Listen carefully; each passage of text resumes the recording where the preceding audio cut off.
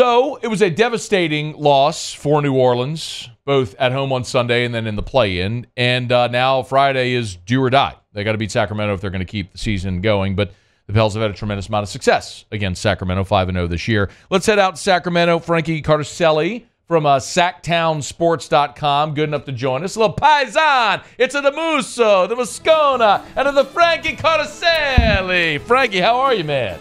Arrivederci. Hey! Thank you for having me, man. Forget about it. Thank you for having me on. Forget about it. How do they even handle you out in Sacramento, man? Man, I get a lot of jokes out here about Sopranos, Goodfellas, The Godfather, but I do have a very Italian name. It comes with the territory, and I guess it's a fun one to have, all things considered, to be a 29-year-old with the name Frank. So I guess that's the way we roll. Bellissimo. And from your Twitter bio, I see you're a diehard Yankee fan, so you and I are kindred spirits. We got a lot of vowels in our name. You have beautiful hair. I have no hair whatsoever, but we're going to get along great until tip-off tomorrow night, Frankie. Then it's war, friend. Hey, why have the Pelicans dominated the Kings this year? I mean, it's a great question, and one that I think you can kind of go back to a trend for the Sacramento Kings, which is over the past year plus, even last year, on their ascension to, out of the cellar of the Western Conference. They've really struggled with teams that have a lot of length and a lot of size. And obviously the Pelicans are a team where C.J. McCollum at 6'3", I mean, everybody else in that starting five. I mean, Zion won't be playing tomorrow, but Trey Murphy, you can slide up into that role as well.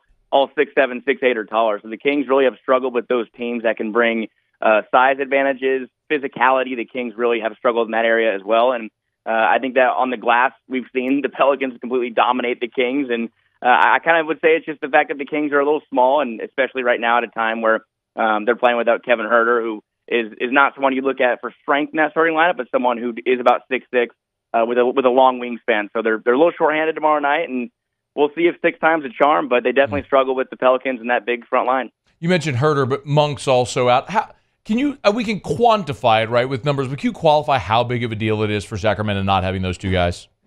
I mean, without making excuses for them, and they won't make excuses for themselves either. But I mean, it's huge. I mean, Malik Monk, outside of De'Aaron Fox, a guy who he's an engine that makes his team go. Domantas Sabonis has been very valuable with what he does as well, and I'm not going to discredit what he does. But De'Aaron Fox and Malik Monk are very kind of simpatico with the fact that when Fox is out of the or out on the bench, Monk can come in and just kind of continue to facilitate offense, and he's a player that can create damage, whether it's getting into the paint and drawing fouls or finding teammates. He averaged about 5 assists per game this year, which is a career high for him, and the ability to get hot. Just as a volume scorer, the Kings really only have 2 guys that you can look at and say they're really going to be a problem for us tonight, and that's De'Aaron Fox and Malik Monk. And with Malik Monk sidelined, you're having to see what we saw from Keegan Murray the other night, which is great for his growth, but not realistic to expect Keegan Murray to go off for 32 points every night on 8 of 13 from 3. So I think it's a big loss for the Kings, but obviously on the other side of things, Zion Williamson not playing, that's a massive loss. So hard to say there'll be any excuses for either side because they're both playing shorthanded, but Malik Monk being out definitely hurts this Kings team. I know you wrote about this over at SacTownSports.com, and we talked about it yesterday on the show, but what's interesting is there was one game this year where the Pels and the Kings played where Zion didn't play. And it was the most lopsided. The Pels led by as many as 50 in that game and ended up winning 133-100. Jog our memory on that game. How did that get so out of hand? I mean, really, there was nobody to stop the bleeding. I mean, in looking at, I think I posted that box score yesterday, and it's one that is super just stunning to look at from a Kings perspective, from people that watch the game. This team play every night, an offense-oriented team. De'Aaron Fox has been completely taken out of, in that game especially, but over the course of the season, he's averaging 21 points per game on 40% shooting from the field, 24% from 3. That night, he scored single-digit 3 points. So that's kind of where I look at and say, if De'Aaron Fox isn't able to pull the Kings out of a tailspin, things get ugly very quick because he is, like I said, the engine that makes that team go. But that night, I mean, on a night where Zion wasn't playing, that's kind of the beginning of the C.J. McCollum problem, where has Zion Williamson given the Kings problems? Absolutely. But I feel like with the Pelicans, it's been multiple suspects as far as Brandon Ingram has given the Kings fits at times. C.J. McCollum has scored 30 points, I believe, twice against the Kings. I think he had 8 threes the last time they played just a week or so ago. So that's the kind of the Kings' problem is the Pelicans have multiple players who have been thorns in their side for this season, and even beyond. And even that's why a lot of us out here that cover the team in Sacramento, I mean, it's kind of like a joke now. When a team is missing a big player or a notable player, people out here kind of hang their heads and go, here we go again, because the Kings have had a problem with falling to these shorthanded teams. So that 33-point loss, could it be because the Kings let their guard down against a shorthanded team? Maybe. I think it's that and the fact that they are not a good matchup for New Orleans, but it's just kind of a trend for this team. They've fallen short or dropped the ball against shorthanded teams time and time again, but the Pelicans, the plus side for them is they have multiple guys who can hurt the Kings. This is, and Frankie Cartoscelli is with us here for a couple more minutes. SacTownSports.com. You want coverage of the Kings that come in to play the Pels on Friday night. You can get it there, SacTownSports.com. I'm curious your thoughts also just on playoff experience, like how much it matters. I mean, it's a Kings team that won 48 games a year ago, got to play the Warriors. Anything that you have a feeling, a lean one way or the other just on the playoff experience component of this?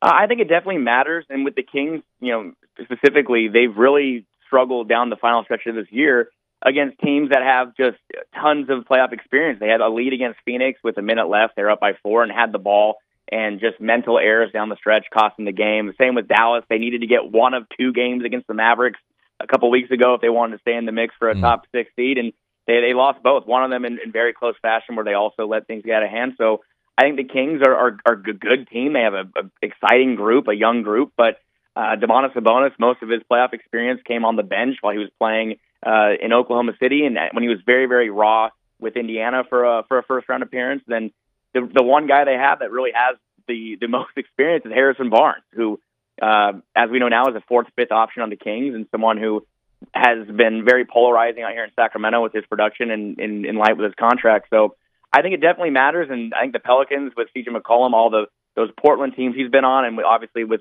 the Pelicans and down the line, Valanciunas has been around the league for a long time. It's kind of, I think, maybe equal almost on that end, but I do think it matters somewhat, and these teams both will, if they can win tomorrow night, can use that to their advantage, hopefully, against an OKC team that doesn't have any playoff experience. So it's kind of an interesting thing, an interesting wrinkle to it all, that these teams both might not have a ton of playoff experience, but if they can win tomorrow night, they're going to face a team with even less than OKC. What do you think is the formula for Sacramento on Friday night?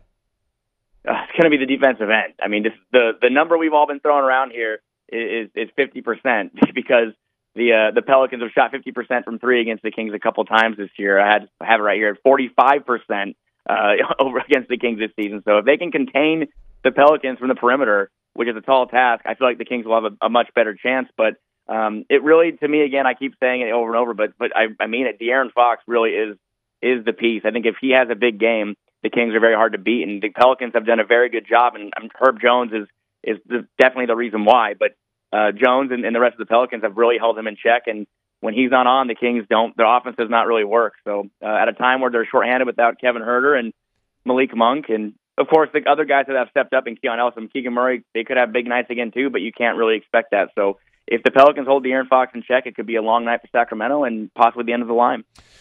It's always a little nerve-wracking when you wake up on a day where you know your season could come to an end. That's the reality for the Pels and the Kings. 8:30 local time tip on Friday night from the Blender. It'll be televised on TNT. He's a Frankie Cartoscelli. We got a Musso. Hey. We got a Moscona. We got a Cartoscelli. Paisan out on the West Coast. Hey. We need a little Mambo Italiano muse. Maybe a little of That's Amore. We'll work it in. Frankie, we appreciate it, man. Thanks so much for the time.